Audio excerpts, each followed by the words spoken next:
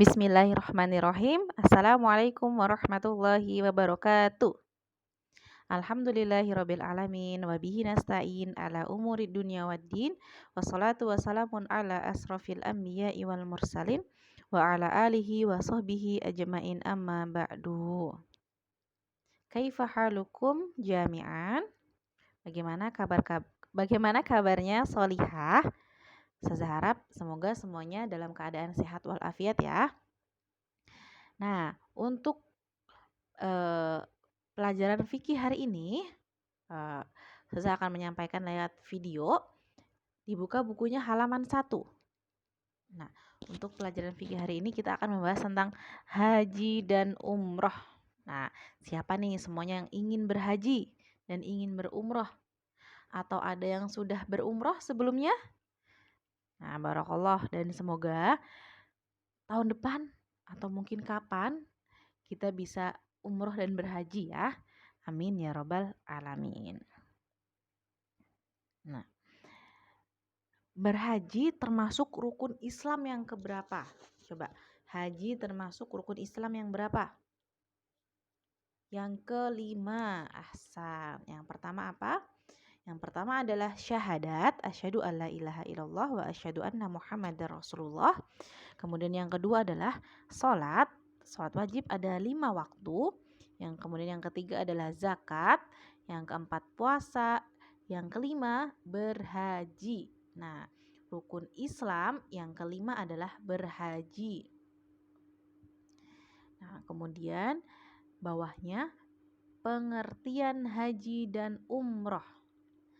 Haji adalah, bisa digarisbawahi mungkin bukunya, haji adalah mengunjungi Baitullah, Ka'bah di Mekah untuk beribadah kepada Allah dengan cara-cara yang telah disyariatkan pada tempat dan waktu yang sudah ditentukan.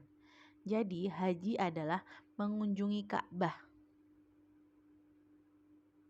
Ustazah ulangi, haji adalah mengunjungi Ka'bah di Mekah untuk beribadah kepada Allah dengan cara-cara yang telah disyariatkan pada tempat dan waktu yang telah ditentukan.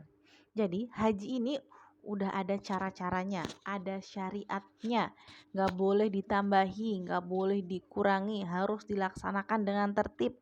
Apa aja cara-caranya? Apa aja apa aja urutannya? Insya Allah akan dibahas di bab-bab selanjutnya. Dan haji hanya dilakukan 1 tahun sekali pada tempat dan waktu yang sudah ditentukan. Jadi haji itu nggak boleh sembarangan datang ke sana berhaji. Nah, jadi haji itu ada waktunya sendiri. Kapan waktunya? Waktunya adalah di awal bulan Syawal sampai hari raya Idul Adha di bulan Zulhijjah. Nah, tempat-tempatnya yang dikunjungi juga sudah disyariatkan oleh Allah. Nah, sedangkan umroh berziarah mengunjungi ke Ka'bah di Mekah untuk beribadah kepada Allah dengan cara-cara tertentu pada tempat yang telah ditentukan dan bisa dilakukan kapan saja. Hampir sama seperti haji ya, umroh itu ya. Kalau umroh itu berziarah mengunjungi Mekah, Ka'bah untuk ibadah kepada Allah. Sama haji juga ibadah kepada Allah. Cara-caranya tertentu. Kemudian tempat-tempatnya juga sudah ditetapkan sama Allah. Tapi yang menjadi perbedaan, umroh ini bisa dilakukan kapan saja. Kalau haji tadi bisanya di awal bulan Syawal, sedangkan untuk umroh bisa kapan saja. Besok mau berangkat boleh berumroh, lusa, minggu depan, tahun depan boleh, kapan saja, tidak ada waktu pastinya, jadi kapan saja. Dan tata caranya itu juga hampir sama seperti haji. Hampir sama, nanti akan dibahas di bab selanjutnya. Kemudian ini adalah sedikit kita murojaah sedikit tentang Ka'bah ya. Ka'bah ini pertama kali dibangun oleh Nabi Ibrahim dan putranya Nabi Ismail atas perintah Allah pastinya. Nah, setelah selesai dibangun, Nabi Ibrahim bersama putranya melaksanakan ibadah haji dengan cara-cara yang sudah disyariatkan juga. Beliau melaksanakan haji juga banyak juga. Ada beberapa umat dari Nabi Ibrahim ikut melaksanakan haji juga pada zaman itu.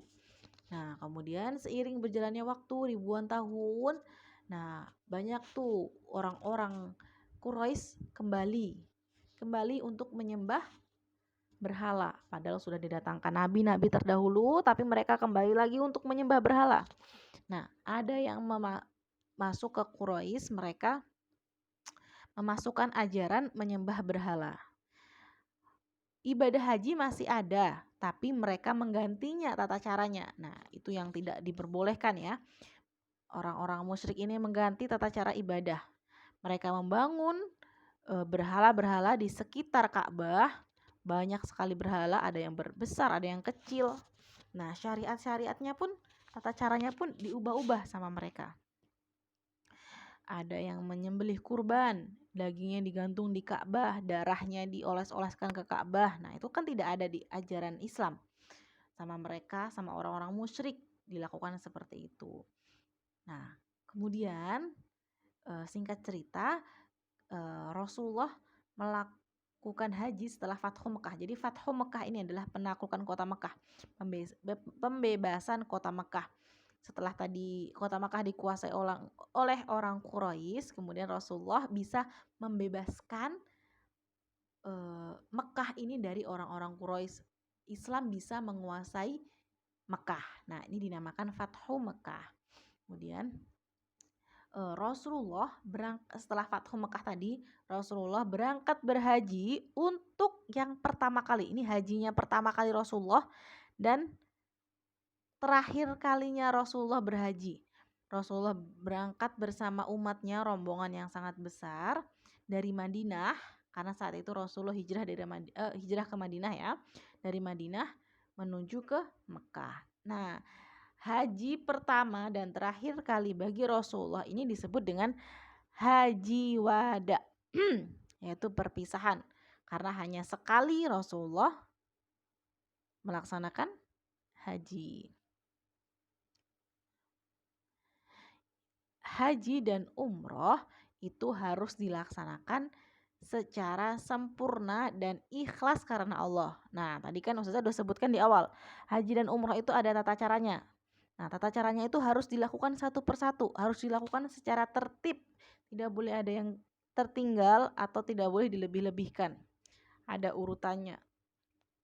Dan yang kedua adalah harus karena ikhlas karena Allah. Jadi tidak boleh kita berhaji atau kita berumroh tapi karena kita riya, ingin pamer sama temen, ingin pamer sama tetangga. Oh, aku udah berhaji loh, aku udah umroh loh, aku udah pergi ke Mekah loh, kamu belum kan? Nah, itu nggak boleh ya. Itu nanti ibadahnya yang diterima sama Allah karena niatnya bukan karena Allah, tapi niatnya karena ingin riya. Nah, itu berdosa. Nah, ada dalilnya. Dalil dari niat berhaji karena Allah. Di surat Al-Baqarah ayat 196, A'udzubillahi minasyaitonir rajim.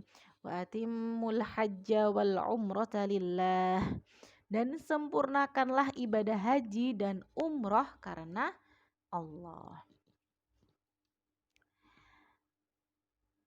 Selanjutnya, hukum dari berhaji dan umrah. Lewat. Nah, hukum dari haji dan umroh adalah fardu ain. Fardu ain bagi setiap muslim sekali seumur hidup. Hukumnya fardu ain ya, berarti wajib bagi setiap muslim dan dilakukan sekali seumur hidup. Itu haji ya, dilakukan sekali seumur hidup. Jika haji dilakukan satu kali, itu hukumnya wajib. Kalau dia ingin berhaji lagi, maka haji keduanya sunnah hukumnya, bukan lagi hukum wajib karena dia sudah melaksanakan haji yang pertama itu. Tapi dianjurkan berhaji itu 1 kali karena Rasulullah mencontohkan hajinya hanya 1 kali. Sedangkan umroh bisa dilakukan berkali-kali, mau 100 kali, 200 kali boleh. Nah, apa dalilnya? Buka buku halaman 2, perhatikan firman Allah berikut di yang B ya. Walillahi 'alan nasi hajjul baiti man istata'a ilaihi sabila. Dan di antara kewajiban manusia terhadap Allah adalah melaksanakan ibadah haji ke Baitullah, yaitu bagi orang-orang yang mampu mengadakan perjalanan ke sana. Surat Ali Imran ayat ke-97. Nah, tadi hukumnya apa? Hukum haji dan umrah adalah fardu ain bagi setiap muslim. Kemudian yang C, syarat wajib haji dan umroh. Nih, jadi tidak sembarangan orang ya bisa berangkat haji dan umroh. Ada syarat wajibnya, syarat yang harus dikerjakannya, wajib. Yang pertama, dia harus beragama Islam, laki-laki maupun perempuan. Jadi kalau ada orang ingin melaksanakan haji atau umroh tapi dia bukan beragama Islam, jadi dia tidak diterima haji dan umrohnya. Yang kedua, dia harus berakal sehat. Yang ketiga, harus balik. Yang keempat, merdeka. Dan yang kelima, mampu. Nah, ini mampu. Mampu, apa sih yang disebut mampu? Apakah mampu dari segi biaya? Apakah mampu hanya dari segi biaya? Bisa pulang pergi, bisa tinggal, bisa bawa oleh-oleh? Nah, kita cek di halaman 3 ya. Halaman 3. Seorang muslim ketika mau berhaji, ketika berangkat berhaji, dikatakan mampu apabila jika yang pertama mempunyai ilmu tentang haji dan umroh. Jadi harus punya ilmunya, nggak sembarangan berangkat. Harus tahu apa aja sih yang harus dilakukan ketika haji dan umroh, jadi harus belajar dulu. Yang kedua, harus sehat fisiknya, harus kuat karena nanti umroh dan haji itu melakukan beberapa tata cara. Jadi kita diharuskan mempunyai fisik yang sehat. Yang ketiga, mempunyai biaya untuk pergi dan pulang. Nih harus punya uangnya nih untuk pergi dan pulang. Jangan hanya punya biaya untuk pergi, untuk tinggal, tapi tidak punya biaya untuk pulang. Kemudian yang keempat, meninggalkan nafkah yang cukup untuk keluarganya selama pelaksanaan haji dan umroh. Contohnya, ayah kita pergi untuk berhaji atau berumroh. Nah, ayah ini tidak hanya mampu dalam segi pulang pergi dan tinggal di sana, tapi harus meninggalkan nafkah untuk keluarganya yang di rumah karena ditinggalkan selama pergi ya. Ayah kan mencari nafkah. Nah, selama ayah itu pergi untuk ibadah haji, maka di keluarga di rumah, keluarga di Indonesia harus udah ada nafkah yang cukup selama ayah itu pergi melaksanakan haji dan umroh. Yang kelima, keadaannya aman, baik dalam perjalanan maupun selama berada di tanah suci.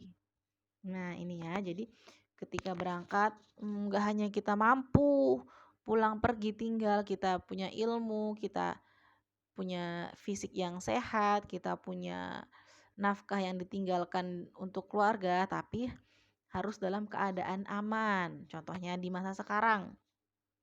Sekarang lagi wabah corona. Bisa dibilang kondisinya kurang aman. Makanya selama 2 tahun ini apa 1 tahun ini ibadah haji ditunda dahulu. Nah, itu menunggu keadaan kembali aman, baik dalam perjalanan maupun selama di tanah suci. Yang keenam, bagi wanita harus dengan mahramnya. Jadi kalau kita ingin berangkat haji atau umroh, kita nggak boleh sendirian. Kita harus ada mahramnya, harus ada temennya. Maksudnya mahram itu apa? Ayah kita, kakak laki-laki kita, adik kita, kakek kita. Jadi harus ada teman mahramnya. Apa sih dalilnya? Nah, ini dalilnya. wala tusafiril mar'atu illa wa ma illa wa ma'adhi mahramin. Janganlah seorang wanita berpergian kecuali bersama mahramnya. Janganlah seorang wanita berpergian kecuali bersama mahramnya. Sahih riwayat Muslim. Selanjutnya yang D, pahala haji dan umroh. Orang yang menunaikan ibadah haji dan umroh dengan ikhlas dan harta yang halal serta pelaksanaannya sesuai dengan tuntunan Rasulullah Shallallahu Alaihi Wasallam, insya Allah dosa-dosanya akan diampuni. Dengan begitu ia akan menjadi haji yang mabrur dan mendapatkan balasan surga. Masya Allah nih. Pahala dari haji dan umrah itu balasannya surga. Udah pasti dapat surga. Jika seandainya dia melaksanakan haji dan umrohnya dengan ikhlas, niat karena Allah. Kemudian harta yang digunakan untuk haji dan umroh itu dari harta yang halal, bukan dari harta curian, bukan harta dari membohongi orang lain. Pokoknya harta yang halal. Kemudian dia melaksanakan haji dan umrohnya sesuai dengan tuntunan Rasulullah, cara-cara yang sudah Rasulullah jelaskan. Nah, itu tadi. Syaratnya biar dapat surga dan dosanya diampuni ketika menjalankan haji dan umroh. Tadi apa pahalanya? Dosanya diampuni dan mendapatkan balasan surga. Jika dia ibadahnya dengan ikhlas, niat karena Allah, kemudian menggunakan harta yang halal dan dilaksanakan sesuai dengan tuntunan Rasulullah. Nah, Rasulullah Shallallahu Alaihi Wasallam bersabda, wal umratu ilal umrati kaffaratun lima bainahuma. Wal hajjul mabruru laisa lahu jazaun illal jannata. Umroh yang satu ke umroh berikutnya menjadi penggugur dosa-dosa di antara keduanya. Masya Allah ya. Seandainya hari ini kita umroh, kemudian 6 bulan lagi kita pergi umroh. Nah, antara umroh pertama dan umroh kedua itu dosa-dosa yang kita lakukan insya Allah akan diampuni sama Allah. Kemudian wal hajjul mabruru laisa lahu jazaun ilal jannata. Dan bagi haji yang mabrur tiada balasan yang layak baginya selain surga. Jika kita hajinya mabrur, kita akan mendapatkan balasan surga dari Allah Subhanahu wa taala. Nah, ini adalah hadis sahih riwayat Bukhari dan Muslim. Barakallahu fiik Solihah, jazakumullah khair. Apa yang sudah Ustazah sampaikan hari ini dimurojaah lagi ya.